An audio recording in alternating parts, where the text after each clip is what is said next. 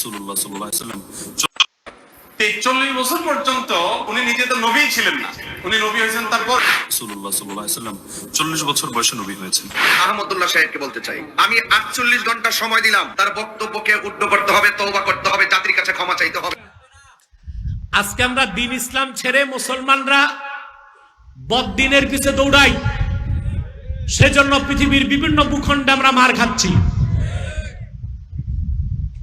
জিল্লতি আর অবমাননার যে কলঙ্কিত মালা পরিধান করেছি, সেই দিনই এই কলঙ্কিত লজ্জা, অবমাননা, তুচ্ছতা, লাঞ্ছনার কলঙ্কিত মালা ছুঁড়ে ফেলে ইসলামের বিজয় ঝান্ডা হাতে নিতে পারবো, যেদিন আবার মানব রচিত তন্ত্র মন্ত্র মতবাদ ছেড়ে দিন ইসলামে ফিরে আসবো।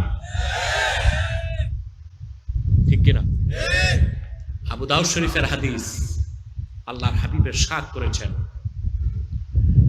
ইদা তাবায়াতুম বিল আইনা ওয়া আখাযতুম আযনাবাল বাকর ওয়া রাদিতুম বিয-যার'i ওয়া তারাকতুমুল জিহাদ সাল্লাল্লাহু আলাইকুম যুল্লান লা ইয়ানজাউহু হাত্তা তারজিউ ইলা দীনিকুম। আবু দাউদ শরীফের হাদিস, আল্লাহর হাবিব বলেছেন, তোমরা যখন হারাম ব্যবসা করবা বাহানার মাধ্যমে, কিসের মাধ্যমে? এটা কিন্তু আমাদের মধ্যে আছে। দাড়ি আছে, দাড়ি পেকে গেছে, সুদ খায় না, তো টাকা নিছেন, বলছে না আমি তো সুদ টুদ খাই না,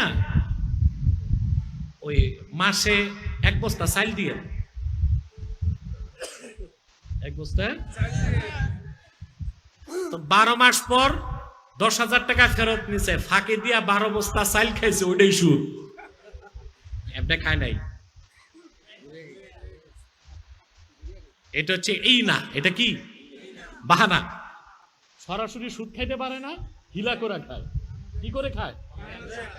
দেখেন না বড় কর্মকর্তারা ঈদের আগে ঘুষ খায় সেমাইয়ের নামে। কি নামে? মাতবররা বিচারে বসলে ঘুষ খায় পান সুপারির নামে। ঠিক কিনা? কিসের নামে?